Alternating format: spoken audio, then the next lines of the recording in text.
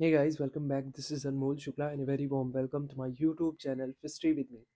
इस particular lecture में हम बात करने जा रहे हैं बिजनेस कम्युनिकेशन की, specifically AKTU BBA first semester की।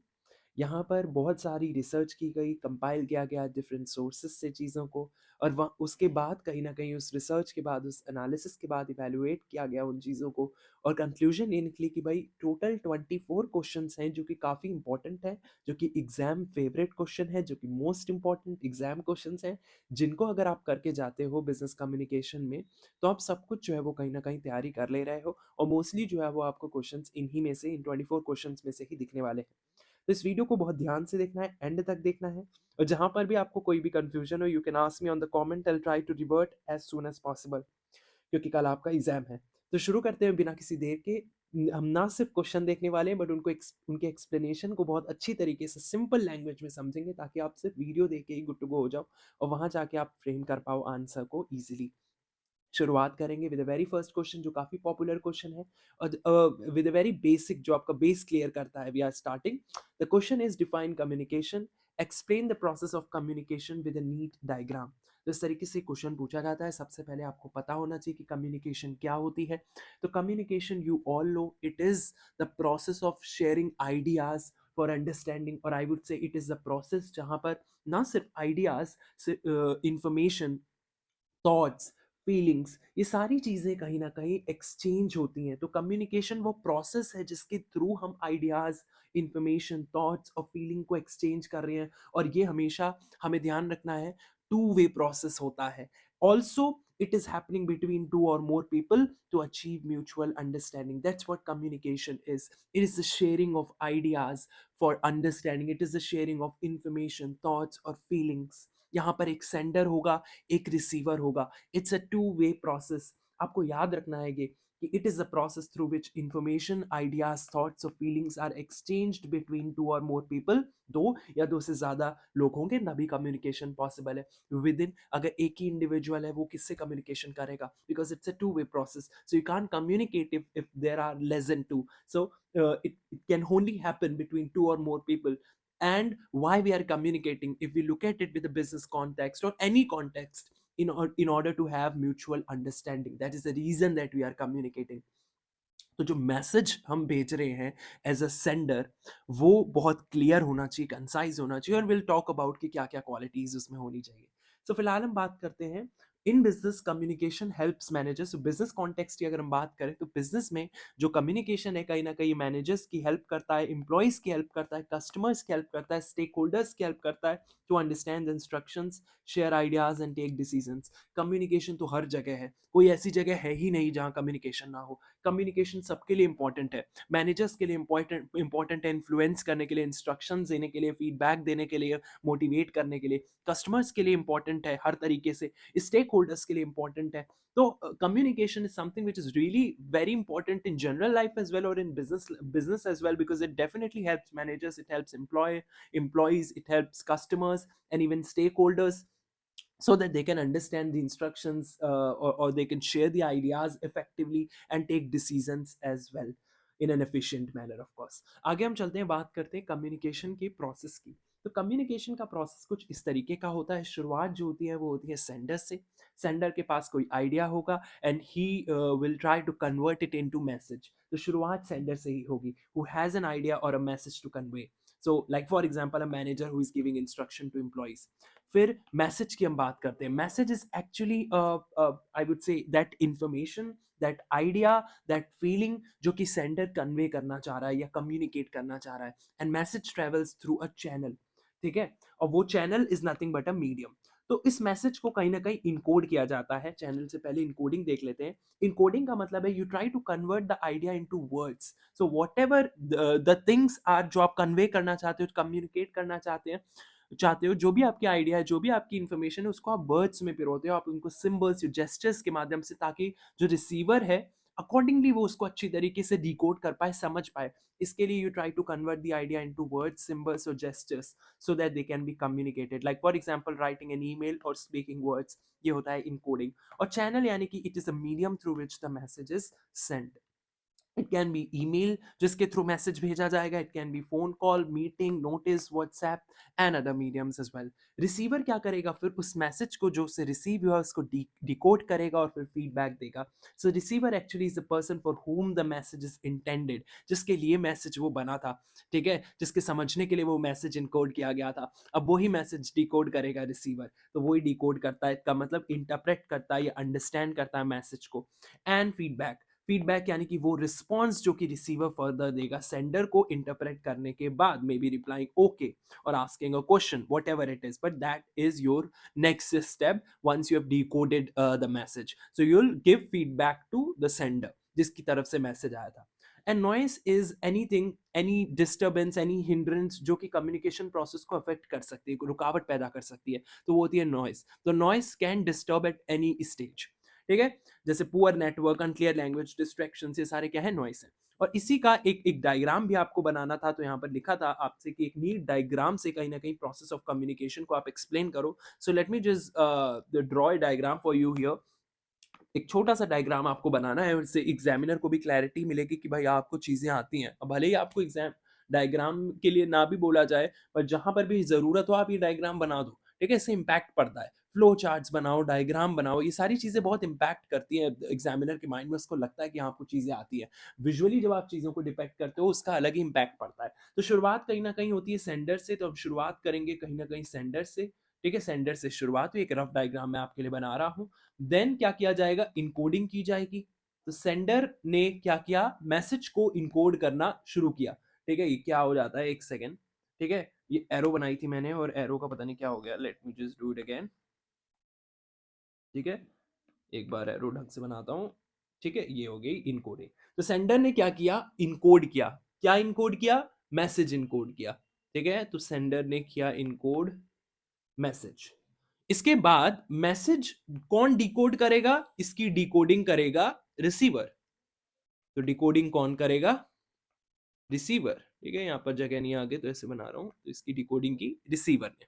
अब थ्रू आउट दिस प्रोसेस एक चीज है जो कि हो सकती है किसी भी स्टेज में, which is noise, which is possible anywhere, ठीक है। अब ये मैसेज किसी मीडियम या किसी चैनल के थ्रू भेजा जाता है, ये भी आपको याद रखना है। तो एक सिंपल सा डायग्राम आप बना सकते हो समझने के लिए। तो आई होप आपको ये चीज क्लियर है।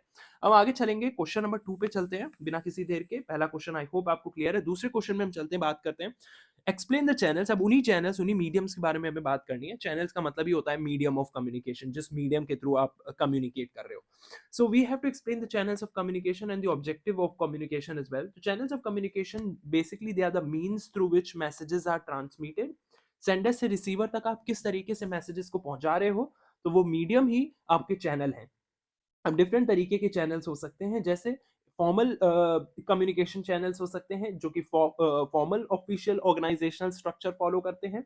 So it can be downward communication जो कि मैनेजर से एम्प्लॉय की ओर होगी, तभी वो डाउनवर्ड है। It can be upward communication, upward communication मतलब एम्प्लॉय से मैनेजर की ओर, और हॉरिजॉन्टल कम्युनिकेशन यानी कि कोलीग्स के बीच में हो सकती है। तो ये फॉर्मल कम्युनिकेशन चैनल्स होते हैं। तो हम टाइप्स ऑफ चैनल्स पढ़ रहे हैं, तो उसमें हमने पहले पढ़ा फॉर्मल कम्युनिकेशन चैनल्स, जिसमें फर्दर क्या है, डाउनवर्ड, अपवर्ड और हॉरिजॉन्टल, ठीक है।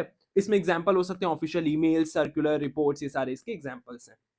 और दूसरा क्या हो सकता है, ऑफ कोर्स एक फॉर्मल है, तो दूसरा क्या होगा, इनफॉर्मल कम्युनिकेशन चैनल। तो इनफॉर्मल जो होता है इट्स काइंड ऑफ कैजुअल, जहां पर ग्रेप वाइन हो सकती है। ग्रेप वाइन जो रूमर्स फैलते हैं, grapevine is nothing but rumours जो कि फैलते हैं, ठीक है, ऑफिस में। और वो out of informal communication arise होते हैं कि भाई ऑफिस में अब ऑब्वियसली सेम इंटरेस्ट के लोग मिलेंगे, एक दूसरे को कहीं ना कहीं एक दूसरे के इंटरेस्ट मैच करेंगे, मे बी हॉबीज मैच करेंगी, तो दोस्तियां होने लगती हैं आपस में। तो वहां से इनफॉर्मल कम्युनिकेशन कहीं ना कहीं हमें देखने को मिलती है, उसकी ग्रोथ देखने को मिलती है। और इनफॉर्मल कम्युनिकेशन से ही कहीं ना कहीं कैजुअल टॉक्स और ग्रेप वाइन हमें देखने को मिलती है। So they do not follow official rules and they are based on personal relationships only, यही मैं कहना चाह रहा था यहाँ पर। Now, what are the objectives of communication? Of course, communication का सबसे पहला ऑब्जेक्टिव यही है कि इन्फॉर्म करना कर इफेक्टिव वे में, कहीं ना कहीं इन्फॉर्म करना लोगों को about the policies, the plans, the decisions, ठीक है। जैसे फॉर एग्जांपल एक नया रूल जो है वो अनाउंस करना है हमें कंपनी का, या may be work from office policy जो है वो अनाउंस करनी है, तो that's only possible because of the communication. Will talk about कि इसमें क्लैरिटी होनी चाहिए, कंसाइज होनी चाहिए, और हम विल talk about the 7 C's of communication. But the very first thing जो कि आपको याद रखनी है, the objective of communication is definitely to inform, and not just to inform but to educate as well, to improve the knowledge and skills of the employees, and for that proper training and development is necessary, to training sessions and all, so to educate as well. That is also one of the main objective of communication. Other than that, लोगों को persuade करना है, specifically अगर हम managers को देखें, so managers can definitely influence the attitudes or behaviors of their team members. So बहुत ज़रूरी है कि वो persuade कर पाए, motivate कर पाए employees को to achieve targets, and उसके लिए effective communication होना बहुत ज़रूरी है. To coordinate, to ensure the smooth coordination among department, that is also where communication plays a very very important role. अब different departments होते हैं हर organization में. We have sales department, production department, marketing department, ये तो तीनों बहुत ही ज़्यादा जुड़े होते हैं, ठीक है। इसके अलावा आईटी है, बहुत सारे डिपार्टमेंट्स हैं, आर एंड डी डिपार्टमेंट्स हैं, एंड डिफरेंट डिफरेंट डिपार्टमेंट्स हैं। तो कहीं ना कहीं सबके बीच में सिंक्रोनाइजेशन हो, कहीं ना कहीं आपस में इंप्लॉइज जो है कुछ अगर एक दूसरे को जरूरत पड़ रही है तो वो दूसरे डिपार्टमेंट के इंप्लॉय से कम्युनिकेट कर पा रहे हैं, तो that's only possible because of the communication. तो वहां पर भी इफेक्टिव कम्युनिकेशन या कम्युनिकेशन होना बहुत इंपॉर्टेंट है, and that is also one of the main objective of communication, to coordinate between different departments, ठीक है। To control, that is to guide and regulate employees behaviour. For that also communication plays a very important role, and to build relationship. At the end of the day, communication also plays a very important role in maintaining the good relations within and outside the organization. एक group में, एक team में एक अच्छी communication होना बहुत ज़रूरी है। मैनेजर और सबऑर्डिनेट्स के बीच में एक अच्छी कम्युनिकेशन होना बहुत ज़रूरी है। टॉप मैनेजमेंट या मिडिल मैनेजमेंट का लोअर लेवल मैनेजमेंट के साथ एक सही कम्युनिकेशन होना ज़रूरी है, क्योंकि ये एक रिलेशनशिप बिल्ड करने का भी काम करता है। तो ये भी आपको जो चीज़ है वो समझनी है।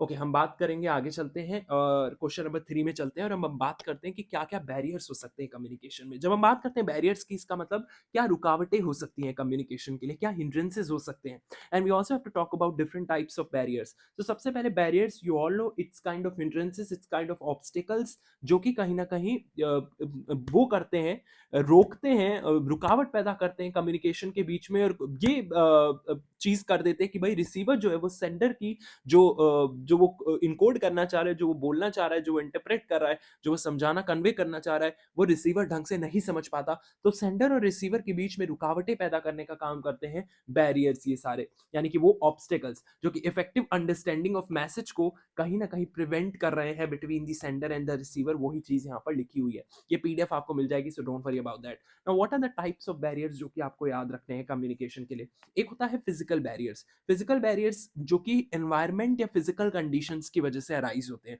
जैसे शोर हो सकता है, नॉइस हो सकती है, डिस्टेंस हो सकता है, maybe one of the reason, lightning conditions poor हो सकती हैं, इक्विपमेंट में फॉल्ट हो सकता है कुछ, and these are all the physical conditions और द एनवायरमेंटल कंडीशंस जिनकी वजह से कम्युनिकेशन में हिंड्रेंसेस पैदा हो सकते हैं, सेंडर और रिसीवर के बीच में हिंड्रेंसेस पैदा हो सकते हैं, इंफॉर्मेशन ढंग से रीच नहीं कर पाती रिसीवर के एंड पर, या मे बी रिसीवर से सेंडर के एंड तक, ठीक है। तो क्योंकि फीडबैक भी तो जाना है, कंप्लीट प्रोसेस अगर टू वे प्रोसेस, तभी वो कम्युनिकेशन है, जिसमें सेंडर से रिसीवर तक पहुंचना और फिर रिसीवर से सेंडर तक फीडबैक पहुंचना, दोनों इंपॉर्टेंट है कम्युनिकेशन के कंप्लीट होने में।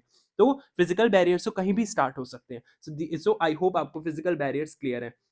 आगे चलते हैं, बात करते हैं साइकोलॉजिकल बैरियर्स के। कई बार साइकोलॉजिकल बैरियर्स भी होते हैं, कई बार सेंडर रिसीवर से बात कर रहा है और मे बी सेंडर के लाइफ में कुछ ऐसा चल रहा है, इमोशनल इम्बैलेंस है, स्ट्रेस है, एंगर है, maybe lack of interest है, कहीं और ध्यान है, तो उसकी वजह से वो सही तरीके से इन्फॉर्मेशन कम्युनिकेट नहीं कर पाता, या मे बी ये रिसीवर के एंड से भी हो सकता था कि सेंडर तो अच्छी तरीके से इफेक्टिवली कम्युनिकेट कर रहा है बट वो इमोशनली वहां पर नहीं मौजूद है। तो साइकोलॉजिकल बैरियर्स भी अराइज हो सकते हैं, which arises due to stress, anger, lack of interest, and prejudice, which basically due to emotions and mental conditions of individuals. इसके अलावा कुछ सिमेंटिक बैरियर्स होते हैं। सिमेंटिक बैरियर्स हम लैंग्वेज बैरियर्स को कहते हैं, यानी कि मान लो सेंडर जो है वो बड़ी डिफिकल्ट वोकैबुलरी का इस्तेमाल कर रहा है, ठीक है, बहुत ही पढ़ के आया वो ऑक्सफोर्ड यूनिवर्सिटी से, लेट्स से, ठीक है, तो बड़ी ही डिफिकल्ट वोकैबुलरी का इस्तेमाल कर रहा है, वो टेक्निकल जार्गन्स का इस्तेमाल कर रहा है, डिफरेंट मीनिंग ऑफ वर्ड्स का इस्तेमाल कर रहा है। तो when you use improper use when you improperly use words और language then we have a semantic barrier there जहाँ पर आपको दिक्कत हो सकती है। दैट इज़ द रीज़न जब हम बोलते हैं कि कम्युनिकेशन की हम बात करते हैं तो वहाँ पर क्लैरिटी बहुत इंपॉर्टेंट होती है। इसके अलावा ऑर्गेनाइजेशनल बैरियर्स हो सकते हैं ड्यू टू स्ट्रक्चर और पॉलिसीज़ ऑफ ऑर्गेनाइजेशन, ये अराइज़ होते हैं कि भाई लॉन्ग चेन ऑफ कमांड है बहुत ज़्यादा, हायरार्की इतनी लंबी है कि भाई इन्फॉर्मेशन पहुँचते-पहुँचते ही बहुत टाइम हो जाता है। रिजिड रूल्स हैं, प्रॉपर कम्युनिकेशन चैनल्स नहीं है। तो ऑर्गेनाइजेशनल स्ट्रक्चर की वजह से या पॉलिसीज़ की वजह से जो बैरियर्स पैदा हो रहे हैं, जिसकी वजह से इन्फॉर्मेशन इफेक्टिवली नहीं पहुँच पा रही है, तो वो ऑर्गेनाइजेशनल बैरियर है में आती है। इसके अलावा पर्सनल बैरियर्स भी हो सकते हैं, जैसे पर्सनल एटीट्यूड और एबिलिटीज़ जो है, वो भी कहीं न कहीं इफ़ेक्ट करती हैं कि किस तरीके से इन्फॉर्मेशन जो है वो सेंडर से रिसीवर या रिसीवर से सेंडर तक जब हम फीडबैक दे रहे हैं वो पहुँचेगी। तो पुअर लिसनिंग स्किल्स हो सकती हैं, लैक ऑफ कॉन्फिडेंस हो सकता है, फियर ऑफ अथॉरिटी हो सकता है, which again shows your attitude and abilities and that's why it's your personal barrier. तो द सम अप इज़ कि बैरियर्स जो है वो कहीं न कहीं कम्युनिकेशन की इफेक्टिवनेस को रिड्यूस करते हैं। सो उनको समझना ज़रूरी है so that we can remove those barriers, ताकि हम क्लैरिटी, एफिशिएंसी और वर्क प्लेस रिलेशनशिप्स को इंप्रूव कर पाएँ। आगे चलते हैं, हम क्वेश्चन नंबर 4 में चलते हैं। बोल रहा है कि भाई टेक्नोलॉजिकल एडवांसमेंट का क्या इम्पैक्ट है बिज़नेस कम्युनिकेशन में? ऑफ कोर्स टेक्नोलॉजी हम देख रहे हैं लगातार बढ़ रही है। आज हमारे पास एआई है, आर्टिफिशियल इंटेलिजेंस और और हम देख रहे हैं भाई जो टेक्नोलॉजी है वो हर क्षेत्र में बढ़ती ही जा रही है। तो कम्युनिकेशन कहीं न कहीं बहुत फास्ट हुई है टेक्नोलॉजी की वजह से। आज रिमोट वर्क पॉसिबल है, वर्क फ्रॉम होम पॉसिबल है। ईमेल्स, वीडियो कॉल्स हैं, ग्लोबल रीच है, टाइम बच रहा है, कॉस्ट बच रही है, बेटर स्टोरेज हो पा रहा है, डेटा का स्टोरेज हम प्रॉपर्ली कर पा रहे हैं, आजकल हम ऑनलाइन स्टोर कर पा रहे हैं डेटा को, ठीक है? तो बहुत सारी चीज़ें कहीं न कहीं टेक्नोलॉजी की वजह से जो कम्युनिकेशन के क्षेत्र में हम देख रहे हैं खासकर, वो उनको ईज़ मिल गई है। सो वही हमें यहाँ पर इस क्वेश्चन में बात करनी है। It's a very general question where we have to talk about the technological advancement because they have completely changed the way business communication takes place. तो अर्लियर जो थी, पहले के अगर हम टाइम में देखें, कम्युनिकेशन जो थी वो स्लो थी and it mostly dependent on letters and maybe face to face meetings. But today we have technology, we have emails, we have video calls, we have a global reach, और that is a reason कि technology had made communication faster, easier, even cheaper and more effective as well. So ये तो था, ये introduction था। अब क्या-क्या positive impact है टेक्नोलॉजी, इसी तरीके से आपको फ्रेम करना है। आपको इसी तरीके से पहले इंट्रोडक्शन लिखना है, देन आपको पॉजिटिव इम्पैक्ट बताने हैं। चाहिए तो पॉजिटिव इम्पैक्ट में भी पहले इस तरीके से सारे फ्लो चार्ट या जितने भी पॉइंट्स आपको आते हैं वो लिखना, फिर उनको अंदर आप एक्सप्लेन करना। तो कई बार क्या है, अंदर अगर आप कुछ भी लिख रहे हो ना, कहानी-वहानी भी बना दोगे चलेगा, बट ऊपर का इतना देख के आपको वो एग्जामिनर नंबर दे देगा। तो इस तरीके से आपको स्मार्टली जो है वो वर्क करना है, फ्रेम कर करके आंसर्स को लिखना है। You have to work smartly, ठीक है? सो पॉजिटिव इम्पैक्ट की अगर हम बात करें कि टेक्नोलॉजी का क्या पॉजिटिव इम्पैक्ट हमारी बिजनेस कम्युनिकेशन में, तो स्पीड ऑफ कोर्स बढ़ गई है। टेक्नोलॉजी से आज हम इंस्टेंट कम्युनिकेशन कर सकते हैं। We have emails, WhatsApp, video calls which allows the managers communicate decisions immediately. They can communicate the decisions even across countries. So of course speed communication की बढ़ी है, global communication possible है. Specifically if you look at any multinational company, so they can conduct meetings through Zoom, Microsoft Teams, client calls हो रही हैं, किसी भी समय में client calls हो रही हैं, तो global communication की वजह से ये possible है. So you can talk to any employee in different country.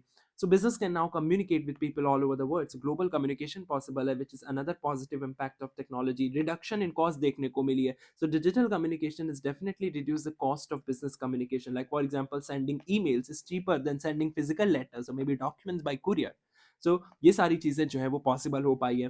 Better information storage है, तो टेक्नोलॉजी ने ये भी अलाउ किया कि भाई हम कम्युनिकेशन को स्टोर भी कर सकते हैं, रिकॉर्ड्स को हम सेफली जो है वो स्टोर कर सकते हैं। तो we have cloud storage nowadays, we have emails, company के डेटाबेसेस हैं जो कि रिपोर्ट्स, मैसेजेस और फाइल्स को क्या करते हैं, स्टोर करके रखते हैं फॉर फ्यूचर रेफरेंसेस। तो बेटर इन्फॉर्मेशन स्टोरेज और रिट्रीवल भी पॉसिबल है। कोऑर्डिनेशन इंप्रूव हुआ है among different departments, like for example project management tools, they help teams track task and deadlines easily. तो सारी चीज़ें टेक्नोलॉजी के थ्रू, डिफरेंट सॉफ्टवेयर्स हैं, चाहे वो सीआरएम से रिलेटेड सॉफ्टवेयर हो, वी हैव एमआईएस, तो डिफरेंट सिस्टम्स और ये सॉफ्टवेयर्स भी पॉसिबल है, and that is all because of this technology.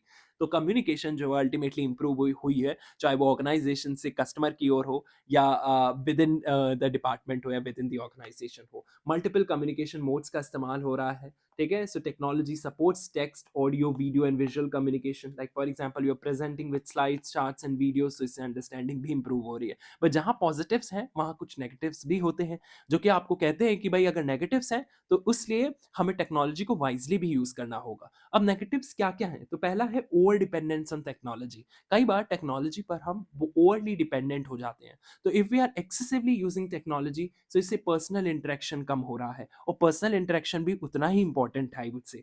तो एम्प्लॉइज जो है they prefer emails instead of face to face discussion, जिससे उनकी जो स्किल्स हैं वो कहीं ना कहीं वो उनमें डिक्लाइन देखने को मिल रहा है, उनमें कहीं ना कहीं कमी देखने को मिल रही है। लोग बात ही नहीं करना चाहते हैं face to face, which is again a problem which leads to misunderstanding sometimes as well, because at the end of the day when you talk face to face काफ़ी चीज़ें क्लियर होती है, इमोशंस पता चलते हैं, आप किस वे में कह रहे हो, इंटरप्रिटेशन आपका प्रॉपरली क्लियर होता है, rather than you say it email. It is important, but again face to face is better जहाँ पर ज़रूरी है, बट कई बार हम ओवर डिपेंडेंट हो जाते हैं टेक्नोलॉजी पे, और हर चीज़ हम ईमेल के थ्रू करना चाह रहे हैं जहाँ पर हमें नहीं भी करना है, तो which is again a problem. और आपको समझना आना चाहिए कि कहाँ हमें ईमेल यूज़ करनी है, कहाँ पर हमें प्रॉपर दूसरे चैनल्स का इस्तेमाल करना है टू हैव अ कॉन्वर्सेशन।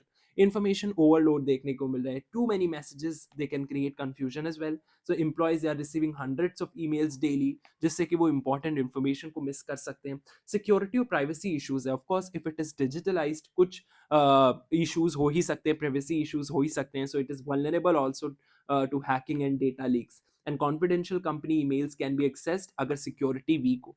ठीक है, तो सिक्योरिटी का स्ट्रांग होना बहुत जरूरी है, इट्स अ प्रॉब्लमैटिक एरिया अगर ढंग से इस पे काम ना हो, और टेक्निकल प्रॉब्लम्स भी आ सकती हैं, और at the end of the day है तो वो टेक्निकल चीज़ें ही, तो पुअर इंटरनेट कनेक्शन और ड्यूरिंग ऑनलाइन मीटिंग्स और any technical issue that can become a problem too. तो सम अप यही है कि टेक्नोलॉजिकल एडवांसमेंट्स जो हैं they have greatly improved business communication by making it fast and efficient.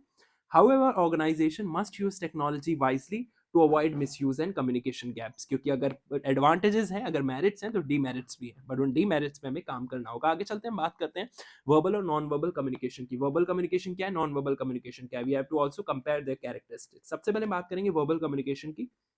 नाम से क्लियर है, वर्बल कम्युनिकेशन का मतलब है कि भाई आप इंफॉर्मेशन का एक्सचेंज कर रहे हो, आइडियाज का एक्सचेंज कर रहे हो through words. So if you are doing it through words, it is verbal communication, यानी कि आप उसको बोल के कर रहे हो, रिटर्न लिख के भी कर सकते हो, तो वो बोल के कर सकते हो, लिख के कर सकते हो, it's but you are doing it through words, then it is a verbal communication. So it is exchange of information using words, it can be spoken, it can be written.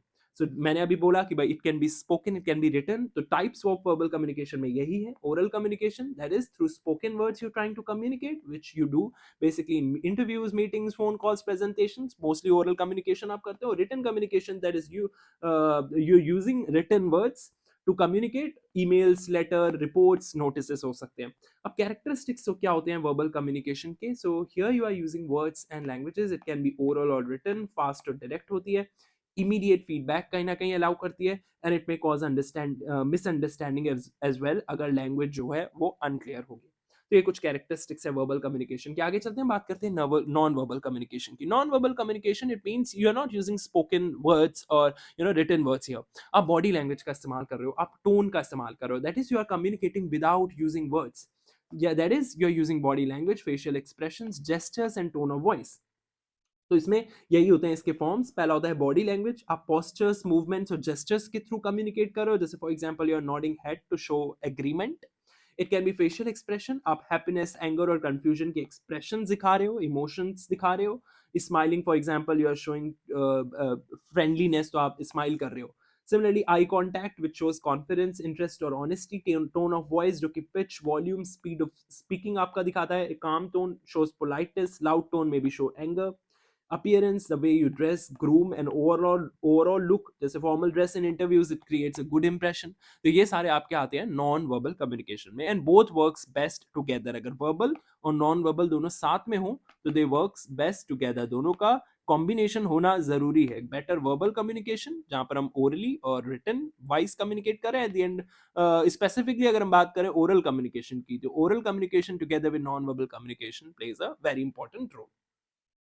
अब ये कुछ कैरेक्टरिस्टिक्स लिखे non verbal communication की, कि they does not use words, mostly unconscious होते हैं, supports verbal communication, it shows emotions clearly और difficult to control, very simple things. ठीक है, you just have to give it a read. आगे चलते हैं, क्वेश्चन नंबर 6 में हम बात करते हैं बिजनेस लेटर राइटिंग की। बोल रहा है एक्सप्लेन करो बिजनेस लेटर राइटिंग क्या होता है, इसके पार्ट्स, स्ट्रक्चर और लेआउट क्या क्या होते हैं, ये भी हमें बात करनी है। तो बिजनेस लेटर राइटिंग सबसे पहले आपको पता होना चाहिए एक फॉर्मल रिटन बिजनेस कम्युनिकेशन है, जो कि आपको पता होनी चाहिए, एक फॉर्मल रिटन बिजनेस कम्युनिकेशन।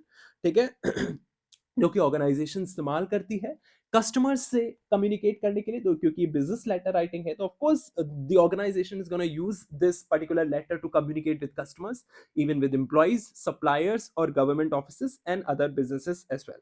तो बेसिकली बिजनेस लेटर्स का, क्योंकि बिजनेस लेटर्स हैं, बस इतना ध्यान रखो, इनका यूज किया जाता है to convey information clearly, professionally and officially from the organization to the different parts of the organization. It can be internal, it can be external as well. It can be customers, it can be employees, it can be suppliers, it can be government offices, it can be other businesses as well. So basically एक formal written communication है जो कि organization इस्तेमाल करती हैं customers, employees, suppliers, government offices और other businesses से communicate करने के लिए। ठीक है, इसमें कुछ फिक्स्ड पार्ट्स होते हैं, कुछ फिक्स्ड स्ट्रक्चर होता है जो कि आपको याद रखना है। अब since it's a business letter writing, एक क्लियर पोलाइट प्रोफेशनल टोन होना बहुत जरूरी है और ये एक परमानेंट रिकॉर्ड की तरह भी काम करता है। ठीक है, तो यही इंपॉर्टेंस है बिजनेस लेटर की। Provides a permanent written record, professionalism maintain करता है, इसके इसका क्लियर पोलाइट और प्रोफेशनल टोन होना बहुत जरूरी है। ऑफिशियल कम्युनिकेशन में ये हेल्प करता है, गुडविल और ट्रस्ट कहीं ना कहीं बिल्ड करता है और लीगल और फॉर्मल पर्पसेस के लिए भी इसका इस्तेमाल होता है। अब क्या क्या पार्ट्स होते हैं बिजनेस लेटर में? पहला होता है हेडिंग या लेटर हेड्स। हेडिंग या लेटर हेड की जब हम बात करते हैं तो इसमें आपको दिखता है नेम और address of the organization, logo और कॉन्टैक्ट डिटेल्स। इसके अलावा डेट होनी चाहिए, date on which the letter is written. Like for example if I am writing this letter on 31st of December, तो 31st of December 2025। Inside address होनी चाहिए, यानी कि जिसको आप भेज रहे हो उसकी नेम और एड्रेस होनी चाहिए। सब्जेक्ट लाइन होनी चाहिए, एक ब्रीफ स्टेटमेंट होना चाहिए which shows the purpose of the letter clearly. जैसे for example if it is for complaint regarding defective product, तो क्लियरली सब्जेक्ट हमने मेंशन किया है। स्टार्टिंग होनी चाहिए विद सैल्यूटेशन, फॉर्मल ग्रीटिंग होनी चाहिए, डियर सर, डियर मैडम और anything. Body of the letter, that is main content of the letter, जिसके लिए आप लेटर के भेज रहे हो, which is divided into paragraphs. Opening paragraphs purpose दिखाती है, middle paragraphs details, closing paragraphs sum up और एक्शन एक्सपेक्टेड जो भी किया जा रहा है वो। इसके अलावा कॉम्प्लीमेंट्री क्लोज आप यूज कर भी सकते हो, नहीं भी कर सकते हो। Polite ending with yours faithfully yours sincerely, signature इस्तेमाल करते हो और नेम और designation, that is printed name and position of the sender. तो ये जो होता है, ये एक सिंपल सा स्ट्रक्चर आपको पता भी होगा जो कि आपको यूज करना होता है at the time when you are writing business letters. Enclosures if any, ठीक है, you have to mention if documents are attached, तो ये इफ एनी है, ऑप्शनल है। तो ये है बिजनेस लेटर का structure. Structure refers to how the content is arranged, so we are talking about the body here. Clear introduction से हम शुरू करेंगे, लॉजिकली एक्सप्लेन करेंगे उस चीज को और पोलाइटली हम उसे सम अप करेंगे, ठीक है, कंक्लूड करेंगे। तो layouts of a business letter, layouts हम बात करेंगे क्वेश्चन नंबर 7 में, जो कि नेक्स्ट ही क्वेश्चन है। तो चलते हैं आगे और बात करते हैं लेआउट्स की, क्योंकि इस तरीके का क्वेश्चन पूछा जा सकता है कि भाई एक्सप्लेन करो different layouts of business letters, full block, modified block और semi block. So let's try to understand ये क्या होते हैं। तो सबसे पहले हमें पता होना चाहिए भाई लेटर लेआउट होता क्या है। लेआउट का कुछ भी मतलब नहीं है, लेआउट का मतलब होता है अरेंजमेंट ऑन पेज। मतलब किस तरीके से आप लेटर को अरेंज करोगे पेज में, उसका किस तरीके से लेआउट होगा, क्या स्ट्रक्चर होगा, क्या अरेंजमेंट होगा पेज में, तो वो ही हम बोलते हैं लेटर लेआउट। तो arrangement and alignment of various parts of a business later on the page, page में किस तरीके से जो डिफरेंट पार्ट्स हैं उसके या वेरियस पार्ट्स हैं जो भी बिजनेस लेटर के, उनको किस तरीके से आप अलाइन करोगे, अरेंज करोगे, उसी को हम बोलते हैं लेटर लेआउट। तो तीन तरीके के होते हैं, एक होता है फुल ब्लॉक, एक होता है मॉडिफाइड ब्लॉक और एक होता है सेमी ब्लॉक। तो पहला होता है full block layout. Full block में एवरीथिंग, सारी चीजें जो होती हैं उसको हम लेफ्ट में लिखते हैं, ठीक है, यानी कि सारी चीजें लेफ्ट में लिखी जाती हैं। Left margin, all parts of the letter start from the left margin, जितना भी लेटर का पार्ट है वो हम लेफ्ट मार्जिन से स्टार्ट करते हैं, कोई भी इंडेंटेशन यहाँ पर यूज नहीं होता। और इसको मॉडर्न बिजनेस कम्युनिकेशन में जो है वो यही इस्तेमाल किया जा रहा है, फुल ब्लॉक, ठीक है, आपको याद रखना है। That is all parts of the letter start from the left margin, everything starts from the left. तो इसके एडवांटेजेस ये हैं कि भाई सिंपल है, सेव्स टाइम, प्रोफेशनल अपीयरेंस, और यही हम करते हुए आ रहे हैं बचपन से, ठीक है, हम लेफ्ट से ही यूज कर रहे हैं, हम फुल ब्लॉक ही यूज कर रहे हैं कहीं ना कहीं। तो date, inside address, subject, body, closing, all they are align to the left, हम लेफ्ट से ही यानी कि इधर इस साइड से सारी चीजें नोट करते हुए आ रहे हैं, लिखते हुए आ रहे हैं। तो ये जो होता है ये होता है फुल ब्लॉक लेआउट। फिर एक होता है मॉडिफाइड ब्लॉक लेआउट। यहाँ पर डेट और कॉम्प्लीमेंट्री जो है they are close align to right, right में आपको देखने को मिलते हैं, यानी कि डेट एंड क्लोजिंग ये आपको राइट में देखने को मिलेंगे। बॉडी पैराग्राफ्स ये लेफ्ट मार्जिन से स्टार्ट होता है। सो ये ट्रेडिशनल ऑर्गेनाइजेशंस में वाइडली यूज्ड हो रहा था, ठीक है। एडवांटेजेस क्या है? Balance appearance, formal look. और फिर एक होता है सेमी ब्लॉक लेआउट, बस आपको याद रखना है, it is somehow similar to modified block जो सेकंड में हमने पढ़ा। Each paragraph in the body is intended date and closing are align to the right. तो बस आपको रीड कर लेना, आपको याद रखना है किसमें क्या यूज हो रहा है, बट हम जो यूज करते हैं वो है फुल ब्लॉक, जहां पर एवरीथिंग स्टार्ट्स फ्रॉम लेफ्ट। आगे चलते हैं, हम क्वेश्चन नंबर 8 की बात करते हैं। बोल रहा है प्रिंसिपल्स क्या होते हैं लेटर राइटिंग के, या इफेक्टिव बिजनेस लेटर राइटिंग के क्या प्रिंसिपल हैं, आपको ये प्रिंसिपल्स पूछ देगा। So principles of effective business letter writing, basically जब हम बन की बात करते हैं तो हम बात करते हैं उन चीजों की जिसके थ्रू आप उस मैसेज को जो आप कन्वे कर रहे हो थ्रू द लेटर राइटिंग, उसको किस तरीके से इफेक्टिव बना सकते हो। और प्रिंसिपल्स कुछ भी नहीं होते, ये गाइडलाइंस होती हैं जो कि कहीं ना कहीं लेटर्स को क्लियर, पोलाइट और पर्पसफुल बना रही हैं। तो प्रिंसिपल में ऑफ कोर्स जो लेटर राइटिंग आप कर रहे हो, जो जो मैसेज आप उसके थ्रू कन्वे करना चाह रहे हो, वो क्लियर होना बहुत जरूरी है, उसमें क्लैरिटी होना बहुत जरूरी है। So the message should be clear and easy to understand. तो इसमें आपको कॉम्प्लेक्स वर्ड्स और लॉन्ग सेंटेंसेस जार्गन फ्री रखना है, इन सब चीजों का इस्तेमाल नहीं करना है आपको। कॉम्प्लेक्स वर्ड्स, लॉन्ग सेंटेंसेस का इस्तेमाल नहीं करना है, उसको जार्गन फ्री रखना है, सिंपल लैंग्वेजेस यूज करनी है। हायर जो डिफिकल्ट वोकेबुलरी है उसका इस्तेमाल नहीं करना है। कॉन्शियस कॉन्शियसनेस का मतलब है कि भाई नो एक्स्ट्रा वर्ड, कहीं ना कहीं the letter should be brief and to the point as well. ठीक है, अननेसेसरी डिटेल्स को हमें अवॉइड करना है। तो ये दूसरा प्रिंसिपल है इफेक्टिव बिजनेस लेटर राइटिंग का। पहला है क्लैरिटी, दूसरा है कॉन्शियसनेस, तीसरा है कर्टेसी, यानी कि जो टोन होनी चाहिए वो पोलाइट और रिस्पेक्टफुल होनी चाहिए। हमें प्लीज, थैंक यू, काइंडली, इन सारे वर्ड्स का इस्तेमाल करना है। इसके अलावा मैसेज में कंप्लीटनेस होनी चाहिए, दैट इज सारी नेसेसरी इंफॉर्मेशन को इंक्लूड किया जाना चाहिए, कोई भी अधूरापन नहीं होना चाहिए उसमें। तो completeness, that is full info आपको कहीं ना कहीं देना है, आपको डेट्स मेंशन करनी है, आपको रेफरेंस नंबर मेंशन करने हैं, आपको क्लियरली एक्शंस भी क्या करने हैं, मेंशन करने हैं। करेक्टनेस होनी चाहिए, यानी कि मैसेज जो होना चाहिए वो करेक्ट होना चाहिए, ग्रामर वाइज, फैक्ट्स वाइज भी। ठीक है, इनकरेक्ट फिगर्स में lead to confusion as well. तो grammar, spellings, facts, it should be correct. Consideration होनी चाहिए। कंसिडरेशन इट मींस कि keep the reader's point of view in mind, कि रीडर्स क्या सोचेगा। So you have to keep that in mind as well, कि reader का क्या point of view हो सकता है। तो you have to keep the reader's point of view in mind too. इसके अलावा कोहेरेंस, यानी कि आइडियाज कहीं ना कहीं लॉजिकली फ्लो करें। और professional appearance, that is proper format हो, स्पेसिंग हो और लेआउट का प्रॉपर इस्तेमाल हो। तो समअप यही है कि इफेक्टिव बिजनेस लेटर कम्युनिकेट करेगा मैसेज को क्लियरली, गुडविल बिल्ड करेगा और अचीव करेगा ऑब्जेक्टिव को एफिशिएंटली। आगे चलते हैं हम नवे क्वेश्चन में, जहां पर हम बात करने जा रहे हैं जॉब एप्लीकेशन लेटर और रेज्यूमे की, और उनकी इंपॉर्टेंस क्या है। तो सबसे पहले हम बात करेंगे जॉब एप्लीकेशन लेटर की। जॉब एप्लीकेशन लेटर, सबसे पहले आपको याद रखना है, जॉब एप्लीकेशन लेटर जब भी हम अप्लाई करने जा रहे होते हैं फॉर अ पर्टिकुलर जॉब, तो उसके लिए हम अपनी सारी इंफॉर्मेशन एक लेटर के थ्रू लिखते हैं। हम अपनी स्किल्स, अपनी अपनी क्वालिटीज जो है वो बताते हैं, क्यों अप्लाई कर रहे हैं उस पर्टिकुलर रोल के लिए, हम वो बताते हैं। तो उसी को हम जॉब लेटर कहते हैं। Applying and giving our introduction to a particular suitable job, जिसके लिए हमने अप्लाई करना चाह रहे हैं, वही जॉब लेटर में हम मेंशन करते हैं। So it's a formal letter which is written by a candidate. If I am a candidate and maybe I have a specific job that I need to apply for, so I'm writing a letter to the HR. So again, that is a job application letter. So it's a formal letter जो कि candidate लिखता है to apply for a specific job in an organization. तो इन x Y जी company है, x Y जी company में कहीं ना कहीं मैं अप्लाई कर रहा हूँ एक स्पेसिफिक जॉब में। लेट सपोज बिजनेस एनालिस्ट की पोजीशन में मैं अप्लाई कर रहा हूँ, तो मैं क्या करूंगा, इनको बिजनेस लेटर लिखूंगा। तो बिजनेस लेटर लिखूंगा मैं इस पर्टिकुलर कंपनी को, मे बी एच आर को, to apply for that specific profile which is business analyst. So again, that is a job application letter.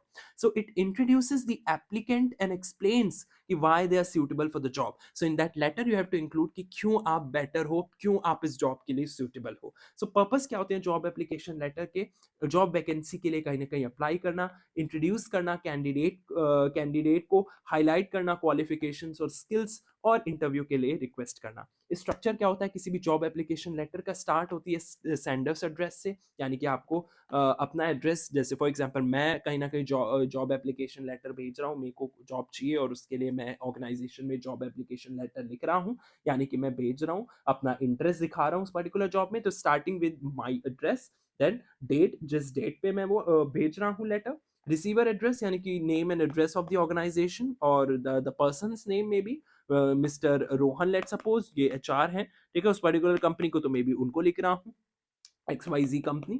इसके अलावा सब्जेक्ट होना चाहिए एप्लीकेशन फॉर द पोस्ट और व्हाटएवर द पोस्ट इज, इस तरीके से आप लिखोगे। And then salutation dear sir और मैडम और whoever it is. Body of letter होगी। फिर ओपनिंग पैराग्राफ में आप सोर्स लिखोगे, जॉब इन्फॉर्मेशन के, I got to know from this, I got to know from LinkedIn, I got to know from Naukri. Middle paragraph में आप अपनी क्वालिफिकेशन, स्किल्स और एक्सपीरियंस लिखोगे, that I been working since 5 or 6 year और whatever it is. ठीक है। और closing paragraph में आप रिक्वेस्ट करोगे इंटरव्यू की, I would love to be a part of this organization and I love to have a conversation regarding this. So आप interview के लिए रिक्वेस्ट करोगे और कॉम्प्लीमेंट्री क्लोज करोगे your sincerely signature and name. तो ये जो है ये पूरी बॉडी आपको देखने को मिलेगी और एग्जांपल यहाँ पर आपको लिखा है, तो you can definitely give it a read. Like for example, I am writing to apply for the post of sales executive as advertise in the newspaper, आपने सोर्स लिखी। आई हैव कंप्लीटेड, फिर आपने सारी बातें बताई कि I have completed my graduation, that is BBA and possess good communication skills and all. ठीक है। फिर आप रिक्वेस्ट करोगे आपके इंटरव्यू के लिए, ठीक है, उस पर्टिकुलर प्रोफाइल की। तो आप इस तरीके से देख सकते हो, इस तरीके से आप कहीं ना कहीं बॉडी जो है वो लिखोगे।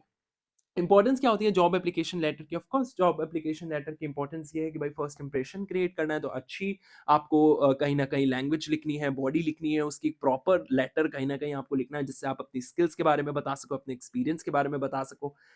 Explain suitability for job as well and it connects resume with job requirements, और उसी जॉब एप्लीकेशन लेटर में आप अपना रेज्यूमे भी कहीं ना कहीं अटैच करते हो।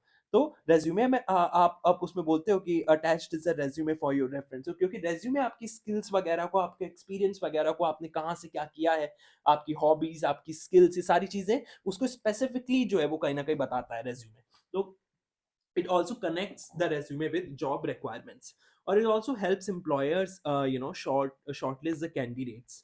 दूसरी जो चीज होती है रेज्यूमे, आप बोलोगे क्या फर्क है भाई रेज्यूमे का then the job application letter? तो रेज्यूमे जो होता है it's a brief written document जो कि कैंडिडेट की पर्सनल डिटेल को समराइज करता है, उनकी एजुकेशनल क्वालिफिकेशन को समराइज करता है, स्किल्स को समराइज करता है, एक्सपीरियंस को समराइज करता है और अचीवमेंट्स को समराइज करता है। तो it's a 2 or 3 page kind of a brief document जहां पर आप ये सारी चीजें लिखते हो कि भाई आपकी पर्सनल डिटेल्स क्या है, आपका कॉन्टैक्ट क्या है, आपकी ईमेल क्या है, आपकी एजुकेशनल क्वालिफिकेशन क्या है, किस कॉलेज से कितने परसेंटेज के साथ आपने ये एजुकेशन करी, आप अपनी स्किल्स लिखते हो जिन जिन चीजों में आप कहीं ना कहीं अच्छे हो, टेक्निकल स्किल्स क्या है आपकी, जो भी स्किल्स हैं आपके पास, सॉफ्ट स्किल्स क्या है आपके, एक्सपीरियंस क्या है, आपको कहाँ कहाँ किस किस ऑर्गेनाइजेशन में आपने काम किया है, या आप फ्रेशर हो, और इसके अलावा आपकी क्या अचीवमेंट्स हैं, आपकी हॉबी क्या है, आपके इंटरेस्ट क्या है, ये सारी चीजें आप रेज्यूमे में मेंशन करते हो, जिससे एम्प्लॉयर को आपके बारे में पता चलता है और उसी के बेसिस पे आपका कहीं ना कहीं इंटरव्यू भी लिया जाता है। तो रेज्यूमे के यही कंटेंट्स होते हैं जो कि मैंने आपको अभी बताए। ठीक है, ये सारी चीजें। आगे चलते हैं, बात करते हैं रेज्यूमे की इंपॉर्टेंस की। आप अभी जाओगे भाई कि फॉर एग्जांपल अभी तो आप फर्स्ट सेमेस्टर में हो, जैसे जैसे आप आगे बढ़ रहे हो, ठीक है, आप कल को जब आपका ग्रेजुएशन खत्म होगी तो आप भी अपना रेज्यूमे बनाओगे और कहीं ना कहीं अप्लाई अप्लाई करोगे डिफरेंट जॉब्स में। तो रेज्यूमे के थ्रू आप कहीं ना कहीं डिफरेंट जॉब्स में जो है वो कहीं ना कहीं अप्लाई करते हो, तो ये भी आपको याद रखना है। आगे चलते हैं, हम बात करते हैं difference between job application letter और रेज्यूमे की। तो सिंपली हमने यहाँ पर डिफरेंशिएट किया है कि अगर आपको कोई कंफ्यूजन ना हो, जॉब एप्लीकेशन लेटर डिटेल्ड होती है, बट जो आपका रेज्यूमे होता है वो ब्रीफ होता है। पर्पस यही होता है जॉब एप्लीकेशन लेटर का, अपने आप को इंट्रोड्यूस करना और अप्लाई करना, और रेज्यूमे का प्रोफाइल को समराइज करना, ठीक है, अपने बारे में समराइज करना। 1 page it's the length of job application letter, resume can be 1 or 2 pages as well. Style जो है जॉब एप्लीकेशन लेटर का इट्स नैरेटिव, बट रेज्यूमे का पॉइंट वाइज होता है। तो ये कुछ डिफरेंस आपको याद रखने हैं रेज्यूमे और जॉब एप्लीकेशन लेटर में। आगे चलते हैं, बात करते हैं question number 10 which is personnel correspondence की। पर्सोनेल कॉरेस्पॉन्डेंस क्या होता है? जो भी एचआर रिलेटेड कम्युनिकेशन होती है, आपको ये याद रखना है, जो भी एचआर रिलेटेड कम्युनिकेशन होती है। आपको पता है एचआर कौन होते हैं? जो ह्यूमन रिसोर्स से रिलेटेड लोग होते हैं।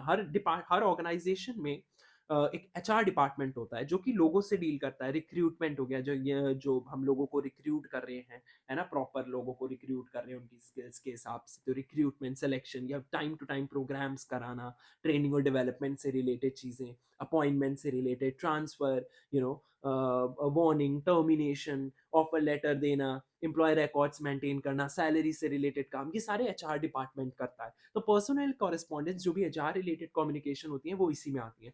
So it refers to written communication between an organization and its employees regarding employment related matters। तो जो भी employment related matters से, यानी कि जो भी HR related communication होती है, जो भी employment related matters से related written communication होती है organization और employees के बीच में, वो personnel correspondence में आती है। तो ये मैनेज करने का काम करती है एम्प्लॉय के रिलेशन को और एडमिनिस्ट्रेटिव फंक्शंस को। तो ये ऑफिशियल एम्प्लॉय रिकॉर्ड्स मेंटेन करती है, इंश्योर करती है clarity in employment terms, it helps in smooth HR management and act as a legal evidence as well. तो क्या क्या पर्सोनेल कॉरेस्पॉन्डेंस में आता है, जितनी भी एचआर रिलेटेड कम्युनिकेशन है वो सारी पर्सोनेल कॉरेस्पॉन्डेंस में आती है। जैसे अपॉइंटमेंट लेटर, ठीक है, यानी कि सिलेक्टेड कैंडिडेट्स को ऑफर लेटर भेजना और फिर उनको अपॉइंटमेंट लेटर भेजना, उनकी अपॉइंटमेंट को कंफर्म करना, जिसमें उनके जॉब टाइटल के बारे में उनको बताना, उनकी सैलरी क्या होगी, पूरा उसका स्ट्रक्चर देना, ज्वाइनिंग डेट कब है, टर्म्स एंड कंडीशंस क्या होंगी। इसके अलावा उनका काम प्रमोशन लेटर भेजना भी होता है, that is if an employee is promoted to a higher position तो प्रमोशन लेटर भी उनको जाता है। ट्रांसफर लेटर ये भी एचआर की तरफ से होता है, that is issued when employee is transferred let's say to another department और ब्रांच। कॉन्फर्मेशन लेटर देना, यानी कि successful completion of probation period पे वार्निंग लेटर भेजना फॉर मिसकंडक्ट और पुअर परफॉर्मेंस, टर्मिनेशन और डिसमिसल लेटर भेजना, that is when it is ended due to serious reasons, resignation और एक्सेप्टेंस लेटर। ठीक है, तो ये सारी चीजें पर्सनल कॉरेस्पॉन्डेंस में आते हैं। आगे चलते हैं, क्वेश्चन नंबर 11 में हम बात करते हैं इफेक्टिव प्रेजेंटेशन की। प्रेजेंटेशन क्या होता है, सबसे पहले आपको ये पता होना चाहिए, प्रेजेंटेशन एक फॉर्मल वे होता है जिसके थ्रू आप इंफॉर्मेशन को प्रेजेंट करते हो। Like for example here also I am presenting the information to you through these slides. तो presentation it's kind of a formal way of communication। अगर business perspective से देखें तो एक formal way है ideas को, information को या plans को communicate करने का, and that we do using spoken words, we can do it through visuals and we can do it through body languages as well, body language as well। तो यही होती है आपकी presentation। अब एक सही presentation तभी होगी, एक इफेक्टिव प्रेजेंटेशन वही होगी जहां पर ऑब्जेक्टिव सबसे पहले क्लियर हो, ये पता हो कि भाई हम प्रेजेंटेशन आखिर कर क्यों रहे हैं। तो प्रेजेंटर को ये दिमाग में क्लियर होना चाहिए कि भाई प्रेजेंटेशन की क्यों जा रही है, पर्पस क्या है प्रेजेंटेशन का। जब तक यही नहीं पता होगा तब तक एक प्रॉपर मैसेज नहीं क्रिएट किया जा सकता और इन्फॉर्म या परसुएट नहीं किया जा सकता ऑडियंस को। तो presenter should be clear about the purpose of the presentation so that he can properly inform, persuade or train the audience। So the purpose can be the same, it can be to inform, it can be to persuade or to train the audience। so clear objective जो है वो सबसे पहले पता होना चाहिए हमें। इसके अलावा another principle of effective presentation is की प्रॉपर प्लानिंग होनी चाहिए प्रेजेंटेशन में। दैट इज प्रेजेंटेशन जो होनी चाहिए वो ऐसा नहीं है कि भाई कुछ भी उठा के ले आया रैंडमली, नहीं, वेल प्लान्ड और ऑर्गेनाइज्ड होनी चाहिए। यानी कि आप इंट्रोडक्शन को अरेंज करोगे कि आपका इंट्रोडक्शन आप शुरू कहाँ से करोगे, क्या क्या पॉइंटर्स आपको इंक्लूड करने, क्या एग्जांपल्स आप दोगे, आपको मेन कंटेंट के बारे में भी समझना होगा कि क्या होगा, उसके बारे में प्लान करना होगा और फिर आपको एंड भी करना होगा लॉजिकली वे में। तो प्रॉपर प्लानिंग होनी चाहिए, एक प्रॉपर इंट्रोडक्शन, कंटेंट और फिर सम अप होना चाहिए इन चीजों का। सिंपल और क्लियर कंटेंट होना चाहिए, यानी कि सिंपल लैंग्वेज और अननेसेसरी डिटेल्स आपको कहीं ना कहीं अवॉइड करनी है और सिंपल लैंग्वेज कहीं ना कहीं आपको यूज करनी है। आप बुलेट पॉइंट्स इस्तेमाल करो instead of long paragraphs in those presentations if you are showing it visually. आप चार्ट्स का इस्तेमाल करो, दैट इज आप विजुअल एड्स का इस्तेमाल करो, आप स्लाइड्स का इस्तेमाल करो, ग्राफ्स का इस्तेमाल करो अंडरस्टैंडिंग को इंप्रूव करने के लिए। Like for example you are showing graphs to show sales growth and the presentation should suit the audience level of understanding as well. तो इसके लिए बहुत जरूरी है कि आपको ऑडियंस के बारे में पता हो। सो इफेक्टिव प्रेजेंटेशन के लिए आई वुड से again know your audience is something which is really very important। At the end of the day good delivery style matters a lot, body language आपकी सही होनी चाहिए, confident matters a lot, how you are communicating your information। if you are presenting it in a way कि भाई मैं हाँ this is going to be the sales in next 2-3 years and this is how we're gonna do, if you're gonna speak like this with little clarity or with no excitement, the audience will not able to interpret it in exactly that manner। so आपकी delivery confident होनी चाहिए, good body language होनी चाहिए, आप अच्छी तरीके से clarity के साथ प्रिपरेशन के साथ यूजिंग विजुअल एड्स, सारी चीजें जब ये सारी चीजें फॉलो करते हो तो आपकी इफेक्टिव प्रेजेंटेशन स्टाइल होती है। ये टाइम मैनेजमेंट भी होना चाहिए, यानी ये नहीं कि चलते चले जा रहे हो, नहीं, it should be completed within the given time as well। so effective presentation, it communicates ideas clearly, it keeps the audience engaged and achieve its objectives। यही सार है, यही समअप है इस प्रेजेंटेशन, इफेक्टिव प्रेजेंटेशन का। आगे चलते हैं, बात करते हैं क्वेश्चन नंबर 12 में, जो कि पूछा जाता है आपको कि भाई ग्रुप कम्युनिकेशन क्या है, इसको बताओ। क्या होते हैं ग्रुप डिस्कशन और उनकी इंपॉर्टेंस क्या है, ये भी आपको बताना है। ग्रुप कम्युनिकेशन का सबसे पहले जो गोल होता है वो कॉमन होता है। ग्रुप कम्युनिकेशन का मतलब है जब इंफॉर्मेशन कहीं ना कहीं शेयर्ड हो among a particular group of people in order to achieve a common goal। it can be team meetings, it can be group discussions, it can be committee meetings। so group communication is nothing, it occurs when information is shared among a group of people in order to achieve a common goal। okay, तो group discussion एक word आया है यहाँ पर। तो group discussion का मतलब है कि भाई हम डिस्कस कर रहे हैं ग्रुप में and we are sharing our ideas. So it's a structured conversation जहां पर पार्टिसिपेंट्स अपने आइडियाज शेयर करते हैं, अपने ओपिनियंस शेयर करते हैं, अपने व्यू पॉइंट्स शेयर करते हैं, of course on a given topic. एक टॉपिक होगा एंड पार्टिसिपेंट्स ग्रुप वाइज उसी ग्रुप में, within that group, not group wise, within that group they share their ideas, opinions and viewpoints on that particular agenda or topic. That is group discussion. तो idea तो purpose ये होता है group discussion का, ताकि कहीं ना कहीं डिफरेंट पॉइंट ऑफ व्यूज देखने को मिले, ठीक है, एक्सचेंज किया जा सके आइडियाज को, प्रॉब्लम्स को एनालाइज किया जा सके, कम्युनिकेशन स्किल्स को कहीं ना कहीं टेस्ट किया जा सके, इनोवेशन देखी जाए आइडियाज में, ग्रुप डिसीजंस को कहीं ना कहीं टुगेदर लिया जाए सबके मत से, ठीक है, जहां पर सबकी कहीं ना कहीं ओपिनियन ली जाए। अब इंपॉर्टेंस क्या है ग्रुप डिस्कशन की? सबसे पहले टीम वर्क को इनकरेज करता है, that is participants learn to work together. Communication skills को इंप्रूव करता है, लीडरशिप क्वालिटीज डेवलप करता है, इनहेंस करता है एनालिटिकल थिंकिंग को या लॉजिकल रीजनिंग को, और सिलेक्शन प्रोसेस में इसका इस्तेमाल भी होता है। तो these are the importance of group discussion, जो वेरी बेसिक है, जो कि आपको पता होनी चाहिए। तो समअप यही है कि ग्रुप डिस्कशन जो है it improves the coordination, the confidence and decision making ability in individuals. आगे चलते हैं, हम बात करते हैं इंटरव्यू प्रेपरेशन की, कि इंटरव्यू प्रेपरेशन क्या है, डूज और डोंट्स क्या है ऑफ एन इंटरव्यू। तो सबसे पहले इंटरव्यू वेरी बेसिक चीज है। देखो, इंटरव्यू का मतलब है कि भाई in order to know the company and the role we have interview. Interview एक फॉर्मल मीटिंग होती है जहां पर एम्प्लॉयर जो है वो इवेल्युएट करता है कि भाई कैंडिडेट की सूटेबिलिटी कैसी है। आपका इंटरव्यू होगा, वो देखेगा कि भाई आप सूटेबल हो इस पर्टिकुलर रोल के लिए जिसके लिए आपने अप्लाई किया, जिसके लिए आप इंटरव्यू दे रहे हो, या आप सूटेबल नहीं हो। So it is a formal meeting where an employer evaluates who? Employer evaluates a candidate's suitability for a job. So interview preparation के बारे में अगर हम बात करें, तो इंटरव्यू प्रिपरेशन में हम क्या होता है, हमें ऑर्गेनाइजेशन के बारे में जानना होता है, कंपनी का बैकग्राउंड क्या है, जॉब रोल क्या है। कई बार वो कंपनी के बारे में पूछ देते हैं आपसे कि have you research about this particular company, do you know about us. तो know about the organization, you have to understand the job requirements, कि you have to make sure कि भाई स्किल्स जो हैं वो आपने जो लिखी हैं उस हिसाब से वो मैच करे जॉब डिस्क्रिप्शन से, और accordingly I am able to justify those skills. अगर उससे रिलेटेड वो क्वेश्चंस पूछे, आपके एक्सपीरियंस के बारे में पूछे, तो आपको वो स्किल्स जो कि आपने रेज्यूमे में लिखी थी वो मैच होनी चाहिए with what they are asking for, and at least you are able to justify it. You have to prepare your answers, you have to practice the common interview question, starting from, tell me about yourself, why you are joining this company, why you want to opt for this particular role, and why you're switching your last company. You have to dress professionally, of course, and you have to carry required documents like resume is must, certificates and ID proof, ठीक है, if required. तो ये interview preparation आपकी होनी चाहिए। अब क्या dos होते हैं किसी भी इंटरव्यू के लिए? तो डूज ये है कि भाई आपको पंक्चुअल होना है, टाइम टाइम पे आपको आना है इंटरव्यू के लिए, टाइमली ज्वाइन करना है। ऐसा नहीं कि भाई इंटरव्यू बैठा है और आप आए नहीं। So be punctual, you have to maintain eye contact, you don't have to be nervous. Interview is also a means कि आप कंपनी के बारे में समझो। सो it's a two way thing, it's not just कि भाई ठीक है वो तो लेगा ही आपको, है ना, वो तो आपको चेक करेगा ही, आपको तो वो भापेगा ही कि आप कितने पानी में हो या आपने क्या किया है। बट इट्स ऑल्सो वे कि भाई आप कंपनी के बारे में समझ रहे हो, तो you have to be confident, आप भी कंपनी के बारे में समझ रहे हो। तो it's a two way thing interview is, अगर आप उसको ध्यान से देखो।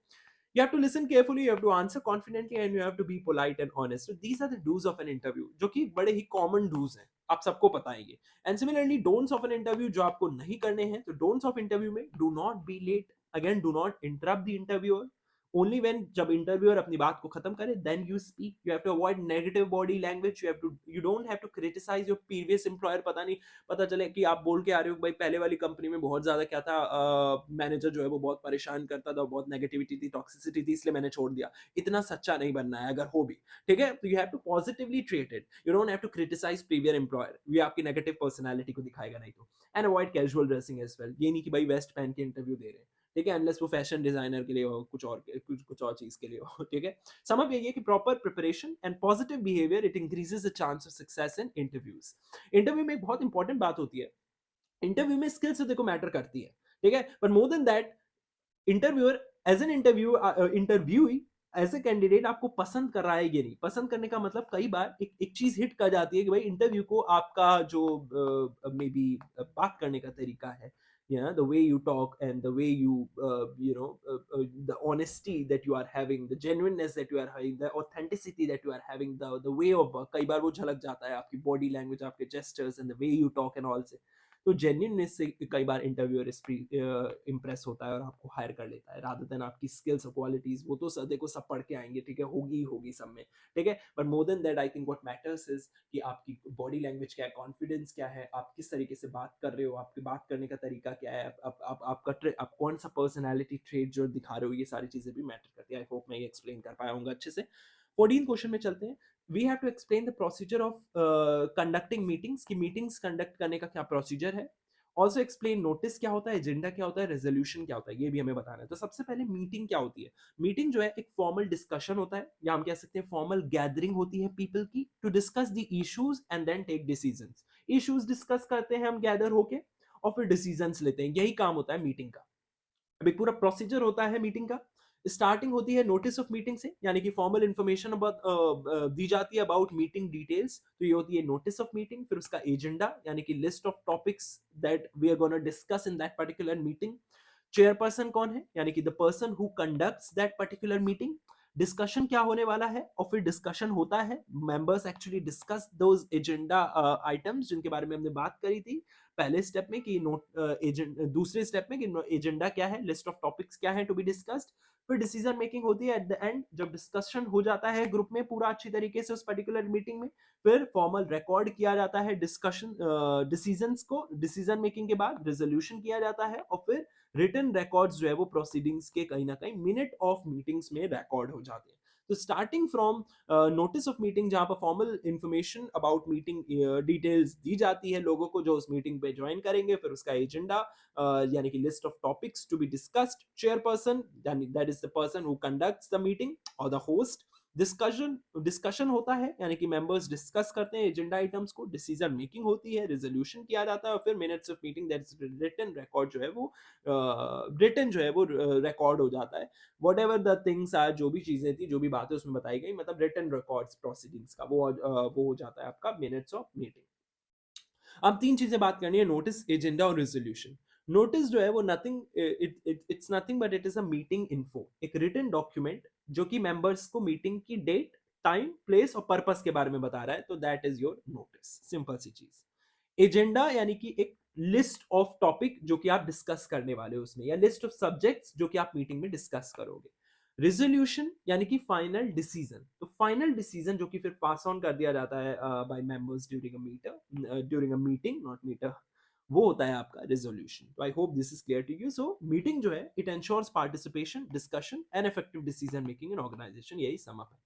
आगे चलते हैं, क्वेश्चन नंबर 15 में हमें बताना है कि भाई पब्लिक रिलेशंस का क्या रोल है बिजनेस ऑर्गेनाइजेशन में। तो सबसे पहले पब्लिक रिलेशंस का मतलब क्या है वो समझते हैं।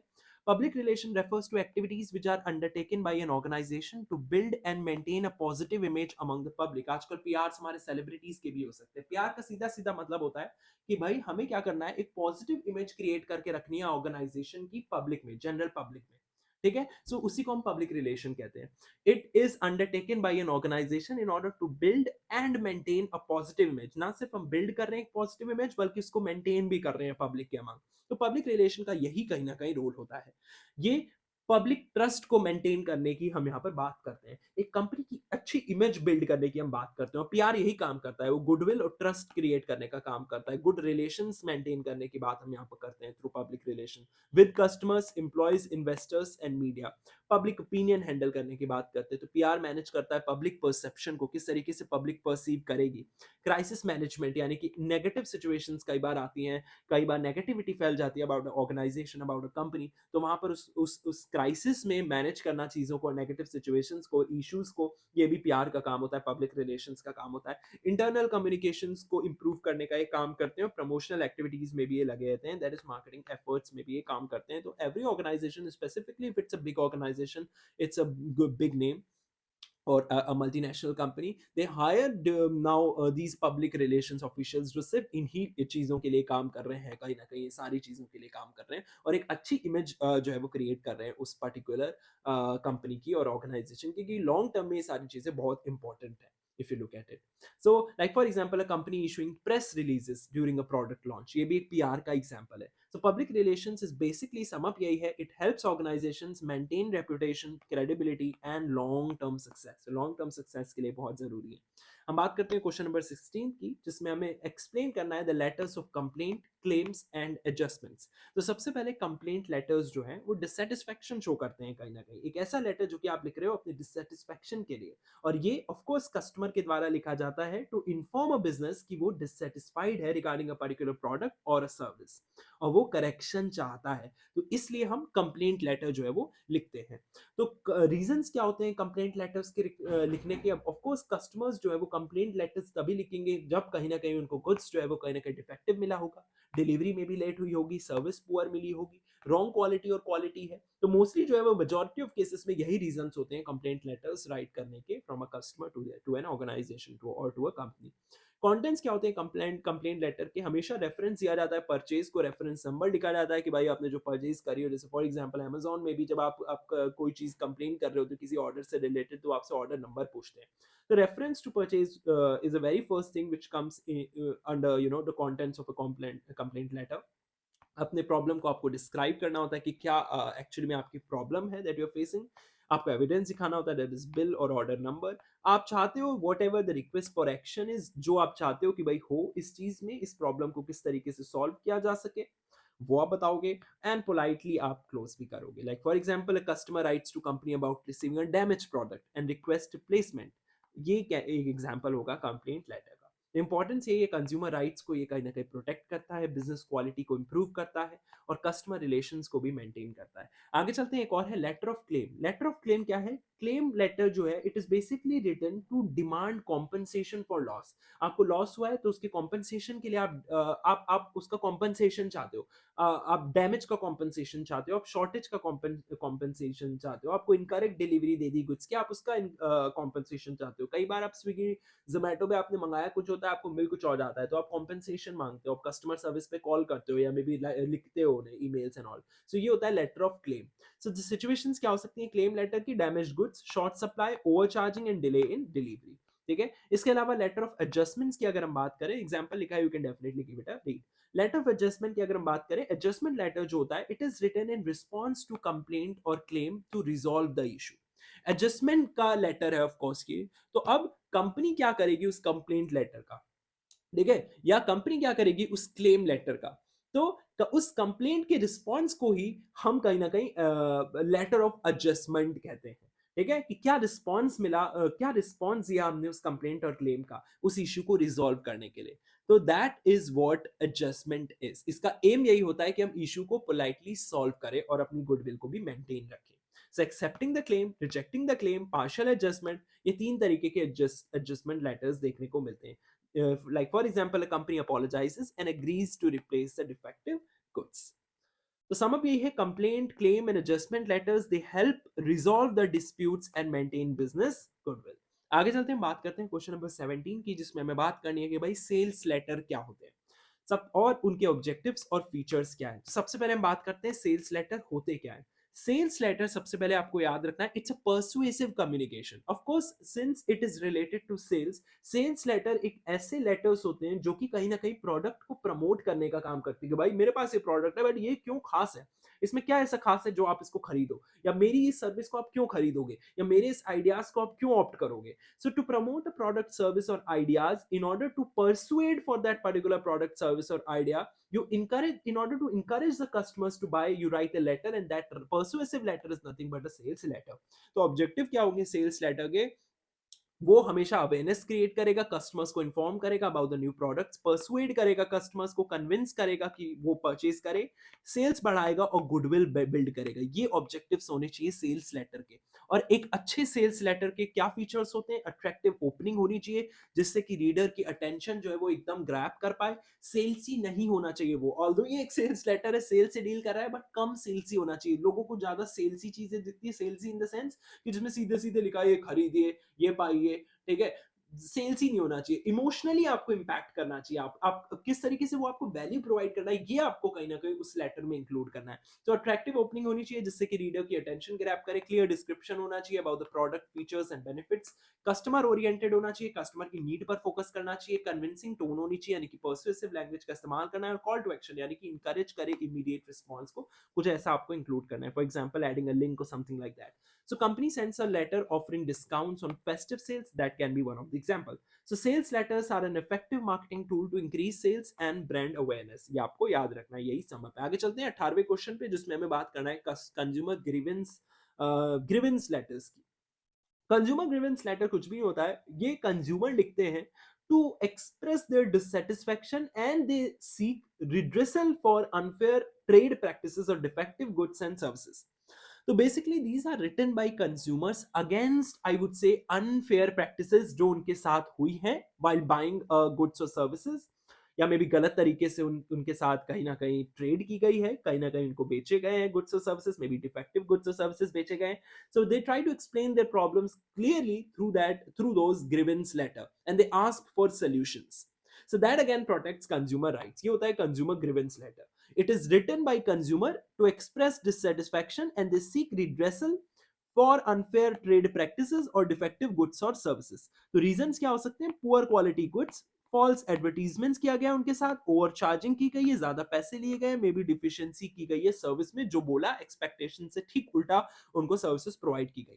क्या क्या कंटेंट्स होते हैं किसी भी कंज्यूमर ग्रीवेंस लेटर में? कंज्यूमर की डिटेल्स होती हैं, जो भेज रहा है, प्रोडक्ट और सर्विस का डिस्क्रिप्शन होता है, नेचर ऑफ ग्रीवेंस होता है, सपोर्टिंग डॉक्यूमेंट्स होते हैं उसको सपोर्ट करने के लिए, और एक्सपेक्टेड सोल्यूशन, क्या एक्सपेक्ट किया जा रहा है सोल्यूशन, वो भी यहाँ पर होता है। Like for example consumer writes to a telecom company regarding may be incorrect billing. तो again that is an example of consumer grievance letter. Importance यही है कि कंज्यूमर राइट को प्रोटेक्ट करता है, अनफेयर प्रैक्टिसेस को कहीं ना कहीं ये प्रमोट नहीं करता है, एंड देयरफॉर ये प्रमोट करता है फेयर ट्रेड प्रैक्टिसेस को और इनकरेज करता है अकाउंटेबिलिटी को। तो समअप यही है कि कंज्यूमर ग्रीवेंस लेटर्स जो होते हैं ये हेल्प करते हैं in resolving the disputes and strengthen the consumer protection. आगे चलते हैं, क्वेश्चन नंबर 19 में बोल रहा है write a note on letters using the right to information act. Right to information act under, so सबसे पहले हमें बात करनी है कि ये राइट टू इंफॉर्मेशन एक्ट क्या है। So an RTI letter is written by a citizen to seek information from a public authority under the Right to Information Act 2005। तो under the right to information act 2005 उसमें ये कहा गया, citizens who want to seek government info they can do that using RTI letters। so ये citizens के द्वारा लिखा जाता है फ्रॉम अ पब्लिक अथॉरिटी और फ्रॉम अ गवर्नमेंट। यहाँ पर पब्लिक अथॉरिटी का मतलब है गवर्नमेंट से अगर उन्हें कोई इंफॉर्मेशन चाहिए, तो वो चाह रहे हैं किसी पर्टिकुलर इंफॉर्मेशन को, तो वो उनको इंफॉर्मेशन मिल सकती है इस एक्ट के अंतर्गत। सो ये होता है RTI letter. So it's a letter जो कि सिटीजन लिखते हैं, इंडिविजुअल्स लिखते हैं, हम और आप लिखते हैं, to seek some information from the government और any public authority under this particular act, right to information act 2005। So this is basically for citizens who seek government info। So purpose क्या होता है आरटीआई लेटर्स का? Transparency promote करना, accountability ensure करना, और government information पे access आ सके उसको कहीं ना कहीं बढ़ावा देना, एक्सेस कर पाए गवर्नमेंट इंफॉर्मेशन को। सो ये पर्पस होता है आरटीआई लेटर्स का। Now who can write an RTI letter? Any Indian citizen can write RTI letter. और कंटेंट्स क्या होते हैं आरटीआई लेटर के? एप्लीकेंट की डिटेल्स जो भेज रहा है, एज वेल एज इंफॉर्मेशन जो कि आप रिक्वेस्ट कर रहे हो, एप्लीकेशन फी डिटेल्स भी होती हैं, और एड्रेस भी होता है फॉर द रिप्लाई, जहां पर आपको रिप्लाई किया जाएगा। So a citizen request information about government fund utilization में भी। सो ये भी क्या है, एक तरीके का एग्जाम्पल है आपका आरटीआई लेटर्स का। तो इससे कहीं ना कहीं डेमोक्रेसी स्ट्रेंथन होती है, करप्शन रिड्यूस होता है, और ये सिटीजन्स को एम्पावर भी करता है। तो आरटीआई लेटर का समअप यही है कि it provides citizens legal access कि वो गवर्नमेंट की इंफॉर्मेशन को पा सकते हैं। ठीक है, आगे चलते हैं, हम क्वेश्चन नंबर 28 की बात करते हैं। यहाँ पर हमें बात करनी है प्रमोशनल लिफलेट्स क्या होते हैं और फ्लायर्स क्या होते हैं। वो वेरी बेसिक चीज, ये बेसिकली प्रिंटेड प्रमोशनल टूल्स होते हैं। तो प्रमोशनल लिफलेट्स हो गए, फ्लायर्स हो गए, ये बेसिकली प्रिंटेड मटेरियल्स होते हैं जिनका इस्तेमाल किया जाता है in order to advertise the product, services, events और ऑफर्स। तो आप देख सकते हो जो प्रिंटेड जो कहीं ना कहीं जगह जगह लगा दिए जाते हैं, खंभों में लगा दिए जाते हैं, बाहर लगा दिए जाते हैं आपके घर के। ठीक है, फ्लायर्स हो गए, लिफलेट्स हो गए, ये सारे क्या है, प्रिंटेड मटेरियल्स होते हैं जो कि प्रोडक्ट्स को एडवर्टाइज करने के लिए, सर्विसेज को एडवर्टाइज करने के लिए, किसी इवेंट को एडवर्टाइज करने के लिए, ऑफर्स बताने के लिए कहीं ना कहीं इस्तेमाल किए जाते हैं। तो लिफलेट्स और फ्लायर्स की कैरेक्टरिस्टिक्स क्या होते हैं? ये शॉर्ट एंड कंसाइज होते हैं, ऑफ कोर्स अट्रैक्टिव डिजाइन होती है, इजी टू रीड होते हैं और क्लियर मैसेज जो है वो कम्युनिकेट किया जाता है through leaflets and flyers. Purpose यही होता है प्रमोट करना प्रोडक्ट सर्विसेज को, क्रिएट करना अवेयरनेस को और सेल्स बढ़ाना। Like for example shopping mall distributing discount leaflets during festivals. तो ये जो है वो एग्जांपल है। अब डिफरेंस ये है कि भाई जो लिफलेट होते हैं आपके, ये कहीं ना कहीं ज्यादा डिटेल में होते हैं, they are more in detail, although दोनों ही कंसाइज होते हैं, बट लिफलेट जो है वो फ्लायर के कंपैरिजन में ज्यादा क्या होता है, डिटेल में होता है। जबकि फ्लायर में हम ब्रीफली कहीं ना कहीं प्रमोशन कर रहे होते हैं, तो it's a brief promotion kind of. तो ये आप याद रखना है आपको थोड़ी सी। बाकी दोनों ही क्या है, प्रिंटेड मटेरियल है जिनका प्रमोशन के लिए इस्तेमाल होता है या अवेयरनेस के लिए इस्तेमाल होता है या सेल्स के लिए। आगे चलते हैं 21वें क्वेश्चन में, जिसमें हम बात करने जा रहे हैं about report writing. Report writing क्या है आपको बताना है, इसका लेआउट क्या है, टाइप्स क्या है, पार्ट्स क्या है रिपोर्ट के। तो रिपोर्ट राइटिंग जो है एक प्रोसेस है जहां पर आप इंफॉर्मेशन, फैक्ट्स, फाइंडिंग्स और एनालिसिस जो है वो प्रेजेंट कर रहे होते हो in a structured and formal written format. तो written format में, structured format में you try to present the information, facts, findings and analysis, and that is the reason it is a report finding. आप एक report present कर रहे हो, आप एक structured factual document जो है वो create कर रहे हो, जहां पर आप present कर रहे हो information, findings, analysis को structured और formal written format में। reports जो है इनको decision making के लिए prepare किया जाता है। by using those reports, with the help of those reports, managers can make important decisions. So anyone who is an authority or who is working on that particular report can make important decisions related to that particular agenda of that report or the information present in the report. तो report को prepare किया जाता है decision making के लिए, problem solving के लिए और रिकॉर्ड कीपिंग के लिए ऑर्गेनाइजेशन में। रिपोर्ट्स बेस्ड होती हैं फैक्ट्स और ऑब्जेक्टिव्स एनालिसिस पर। ऑब्जेक्टिव्स की अगर हम बात करें रिपोर्ट राइटिंग की, तो प्रेजेंट करना इंफॉर्मेशन को क्लियरली, डिसीजन मेकिंग को सपोर्ट करना, एनालाइज करना प्रॉब्लम्स को और ऑफिशियल रिकॉर्ड्स मेंटेन करना, ये कुछ ऑब्जेक्टिव्स हैं रिपोर्ट राइटिंग के। अगर हम बात करें ले आउट ऑफ रिपोर्ट की, तो रिपोर्ट का इसमें लेआउट्स होते हैं, इसमें कुछ पार्ट्स होते हैं। स्टार्टिंग जो होती है कहीं ना कहीं एक स्टैंडर्ड रिपोर्ट लेआउट की अगर हम बात करें, तो इसमें टाइटल पेज होगा, दैट इज टाइटल होगा रिपोर्ट का, ऑर्गेनाइजेशन का नाम होगा, डेट होगा, टेबल ऑफ कंटेंट्स होंगे यानी कि हेडिंग्स और पेज नंबर्स लिखे होंगे, एग्जीक्यूटिव समरी होगी यानी कि ब्रीफ समरी होगी एंटायर रिपोर्ट की, ठीक है, इंट्रोडक्शन होगा यानी कि पर्पस, स्कोप और बैकग्राउंड बताया गया होगा, और देन जो होगी कहीं ना कहीं आपकी बॉडी ऑफ रिपोर्ट स्टार्ट होगी यानी कि मेन कंटेंट होंगे जिसमें आपके फैक्ट्स, एनालिसिस और फाइंडिंग्स जो है वो लिखी होंगी, और एंड में आपको सम अप भी दिया जाएगा यानी कि की पॉइंट्स को समराइज किया जाएगा। रिकमेंडेशंस होंगी लास्ट में यानी कि सजेस्टिंग बेस्ड ऑन फाइंडिंग्स, और अपेंडिसेस यानी कि सपोर्टिंग डॉक्यूमेंट्स, टेबल्स और चार्ट्स भी हो सकते हैं। सो ये सारे कंटेंट्स होते हैं किसी भी रिपोर्ट राइटिंग के। पार्ट्स भी होते हैं रिपोर्ट्स के, जैसे एक होता है प्रीलिमिनरी पार्ट। प्रीलिमिनरी पार्ट जो होता है ये टाइटल पेज होता है जिसमें एक्नॉलेजमेंट होती है अगर है, और टेबल ऑफ कंटेंट्स होते हैं कि क्या क्या होगा, इंडेक्स काइंड ऑफ थिंग। तो ये प्रीलिमिनरी पार्ट में आता है रिपोर्ट के। फिर एक आती है main body. Main body of course introduction, methodology, analysis और फाइंडिंग्स, ये सब मेन बॉडी में आएगी। सप्लीमेंट्री पार्ट जिसमें सम अप, रिकमेंडेशंस और अपेंडिसेस लिखी होती हैं, बिब्लियोग्राफी लिखी होती है, ये सारा आपका आता है सप्लीमेंट्री पार्ट्स में। रिपोर्ट्स के कई टाइप्स होते हैं। Reports can be formal, it can B informal. Formal report जो होती है वो स्ट्रक्चर्ड डिटेल फॉर्मेट में हमेशा क्रिएट की जाती है, प्रिपेयर की जाती है, जैसे एनुअल रिपोर्ट किसी कंपनी की। इनफॉर्मल रिपोर्ट जो होती है वो शॉर्ट और सिंपल रिपोर्ट होती है, जैसे प्रोग्रेस रिपोर्ट। रूटीन रिपोर्ट हो सकती है जिसको रेगुलरली प्रिपेयर किया जाता है, जैसे मंथली सेल्स रिपोर्ट हमेशा ही मंथली ही करनी है हमें, तो वो रूटीन रिपोर्ट में आएगी। स्पेशल रिपोर्ट जो होती है वो स्पेशल पर्पस के लिए, स्पेसिफिक पर्पस के लिए प्रिपेयर की जाती है, जैसे मार्केट सर्वे रिपोर्ट, तो ये स्पेशल रिपोर्ट में आएगी। इंपॉर्टेंस क्या है रिपोर्ट की अगर हम सम अप करें, ये मैनेजमेंट को डिसीजंस लेने में हेल्प करती है, फैक्चुअल इन्फॉर्मेशन प्रोवाइड करती है और एक परमानेंट रिकॉर्ड की तरह कहीं ना कहीं काम करती है। So it's an essential tool for effective communication and decision making in business organisation. आगे चलते हैं 22वें क्वेश्चन पर, जहां पर हम बात करेंगे फिजिबिलिटी एंड इन्वेस्टिगेटिव रिपोर्ट्स की। तो दो रिपोर्ट्स होती है, एक होती है फिजिबिलिटी रिपोर्ट्स, एक होती है इन्वेस्टिगेटिव रिपोर्ट्स। क्या डिफरेंस है और क्या होती है ये, let's talk about it.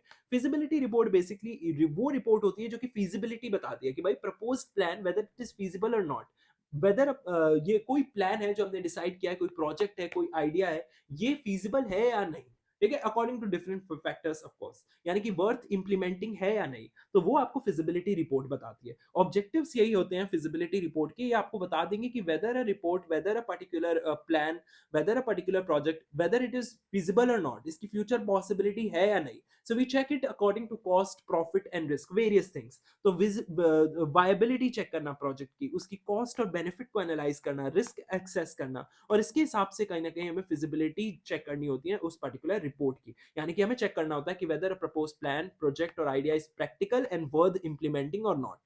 Types क्या होते हैं फिजिबिलिटी के? It can be technical feasibility, जहां पर हम अवेलेबिलिटी देखते हैं टेक्नोलॉजी और रिसोर्सेज की, कि टेक्नोलॉजी वाइज ये चीज हम कर सकते हैं या नहीं कर सकते। तो वहां पर हम टेक्नोलॉजिकली टेक्निकल फिजिबिलिटी चेक करते हैं कि भाई इस प्रोजेक्ट के लिए जिन टूल्स की जरूरत है, जिन रिसोर्सेज की जरूरत है, वेदर और not they are present. Financial feasibility भी चेक करते हैं कि बजट है कि नहीं, उस हिसाब से कॉस्ट प्रॉफिट और इन्वेस्टमेंट एनालिसिस करते हैं उस हिसाब से। ऑपरेशनल फिजिबिलिटी चेक करने का मतलब कि हम चेक करते हैं कि whether the organisation can implement the project और नॉट। और इवन लीगल फिजिबिलिटी चेक करते हैं, हम देखते हैं compliance with laws and regulations है या नहीं। तो अपने आप में ये इंपॉर्टेंट है, जो कि आपको याद रखना है, ये टाइप्स ऑफ फिजिबिलिटी देखने को मिलती है। जैसे before opening a new branch a company prepares a feasibility report, तो वो ठीक उसी तरीके से technical feasibility, financial feasibility, operational feasibility और लीगल फिजिबिलिटी देखेगी while opening a new branch. आगे चलते हैं, इन्वेस्टिगेटिव रिपोर्ट की बात करते हैं। इन्वेस्टिगेटिव रिपोर्ट जो है ये प्रॉब्लम इंक्वायरी पर बेस्ड है। दैट इज ये रिपोर्ट हम प्रिपेयर करते हैं टू इंक्वायर अ प्रॉब्लम और to examine a problem, I would say not just problem but any complaint, any irregularity, and to find facts through investigation. तो वो investigative report होती है कि आप क्या कर रहे हो, आप किसी प्रॉब्लम, कंप्लेंट और रेगुलरिटी को एग्जामिन करने की कोशिश कर रहे हो विद द हेल्प ऑफ जो भी आपके पास फैक्ट्स पड़े, आप उन फैक्ट्स को इन्वेस्टिगेट कर रहे हो, and therefore the report is investigative report. Identify करना प्रॉब्लम्स के कॉज को, कनेक्ट करना फैक्ट्स को, रेकमेंड करना करेक्टिव एक्शंस को, यही ऑब्जेक्टिव्स होते हैं इन्वेस्टिगेटिव रिपोर्ट के। शुरुआत होती है स्टेप्स की, अगर हम बात करें, इशू को आइडेंटिफाई करने से, डेटा कलेक्ट करना, एनालाइज करना फैक्ट्स को, फाइंडिंग्स को प्रिपेयर करना और रिकमेंडेशन देना। Like for example an investigation into employee misconduct.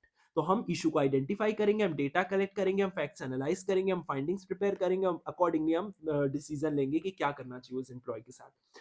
23वें question में चलते हैं, जहां पर हमें बात करना है कि समराइजेशन क्या होता है और identification of main and supporting points.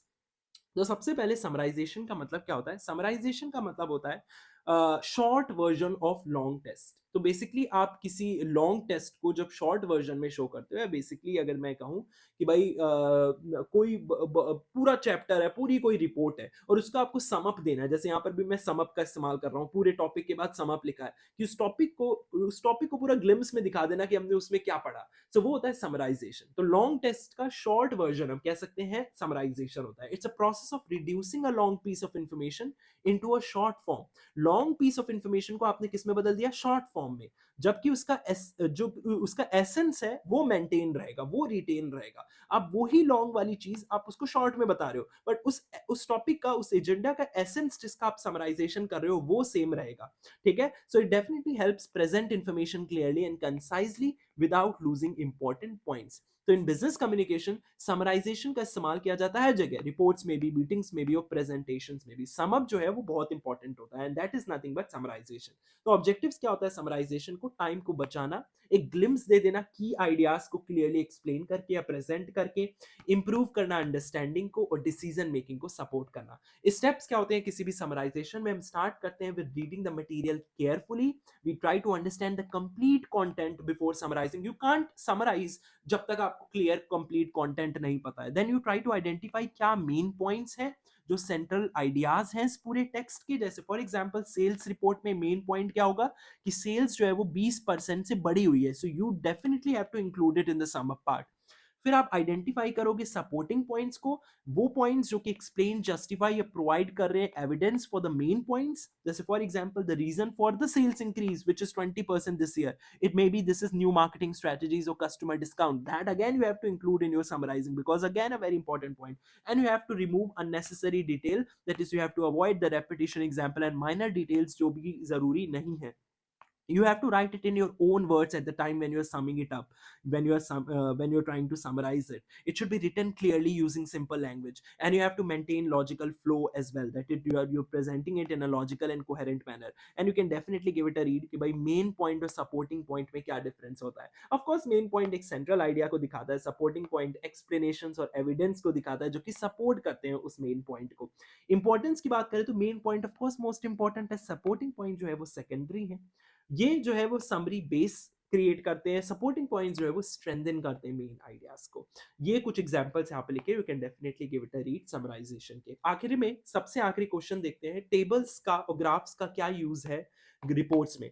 तो टेबल्स और ग्राफ्स बेसिकली विजुअल टूल्स होते हैं जिनका इस्तेमाल किया जाता है रिपोर्ट्स में in order to present the numerical data and information clearly and effectively. Of course जब आप विजुअली चीजें दिखाते हो, डेटास, नंबर्स, तो इससे जो है वो अलग ही इंपैक्ट पड़ता है और लोगों को आसानी से चीजें समझ भी आती हैं। So in order to present the numerical data and information clearly you and effectively, you represent them and show them in form of diagrams and visual tools, in form of graphs, in form of tables। तो उन्हीं को हम बोलते हैं हमारे tables और graphs कहीं ना कहीं। So use of tables in report. तो टेबल्स यानी कि रोज और कॉलम्स के फॉर्म में आप क्या कर रहे हो, डेटा को प्रेजेंट कर रहे हो ताकि इजीली कंपेयर कर पाए जो भी उस डेटा का इस्तेमाल कर रहा है। तो एडवांटेजेस ये होते हैं टेबल्स के, they are easy to read and understand. ये कंपैरिजन प्रोवाइड करते हैं, अलाउ करते हैं डेटा का, सेव करते हैं स्पेस को, और एक्यूरेट इन्फॉर्मेशन प्रेजेंट करते हैं। लाइक फॉर एग्जांपल कोई भी table which is showing monthly sales figure of different product. तो ग्राफ्स की अगर हम बात करें तो ग्राफ्स जो है they visually represent data using charts, lines, bar, circles. कई तरीके के ग्राफ्स होते हैं, ये डिस्प्ले कहीं ना कहीं विजुअली आपको दिखाते हैं।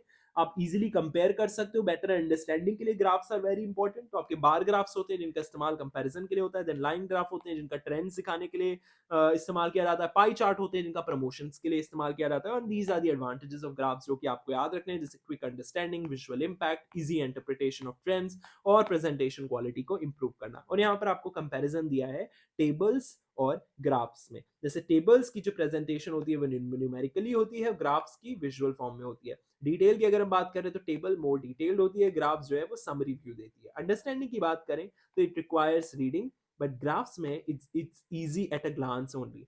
So that is it for this particular lecture, that is business communication। I hope आपने पूरी वीडियो देखी होगी और आपको ये वीडियो समझ में आई होगी। थैंक यू सो मच जिस तरीके से आप सपोर्ट दे रहे हो, it is everything to me.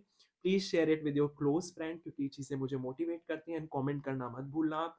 All the very best for your exam. Thank you.